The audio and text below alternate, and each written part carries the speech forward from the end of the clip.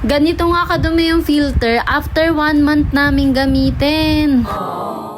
Deep well nga ang water source dito at ibang-iba yung texture at amoy sa QC. Kailangan pang magbanlaw ng mineral water para lang masabi na malinis ka after mo maligo. Kaya naisipan kong bumili nitong 4-stage water filter online. Sinasala nito yung mga sediment na makukuha sa tubig nyo, yung mga kalawang, putik, at kung ano-ano pa. Yun kapag deep well yung water source nyo. Trinay ko na din maglagay ng maliliit na filter kada gripo, pero grabe, oras lang yung tinatagal kada gripo. Yung medyo malaki-laki, yung pang washing machine, tumatagal siya ng 2 labahan lang, V. Kaya hindi ito maaari, kailangan kong gumawa ng paraan. Nag-search nga ako at meron palang mga ganitong nabibili online. Mga nilalagay sa gripo, sa washing machine. Ito rin siya pero pinalaki lang at pinadami. Madali lang din siyang ikabit, DIY lang din namin. Medyo puputol-putol ka lang dyan sa tubo.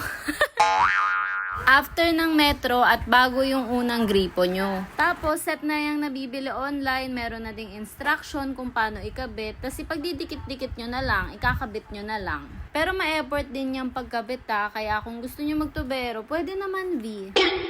Dati nga, nung wala pa kami nito, grabe, sobrang dumi talaga ng pinapaligo namin. Yung mga tabo, tiles, color yellow na kasi nga, puro kalawang yung tubig. Matrabaho, magastos, doble-doble yung banlaw, babanlawan mo pa ng mineral water kapag naghugas ka ng plato. Huling banlaw mo sa pagligo, mineral water. Kuskus doon, kuskus dito kasi mga timba naninilaw. Ewan ko ba at bakit late ko na tong na-discover. Kaya ngayong na-discover ko na, sinishare ko na sa inyo, baka kailangan nyo na V. Ninyo na at marami ng mga dam ang nasasaid. I-filter ng mga dam, nasasaid na din bago pa dumating sa mga bahay niyo. At for sure, maraming namang problema na katulad ng problema ko at hindi nyo pa alam to. Ito na, pinapaalam ko na.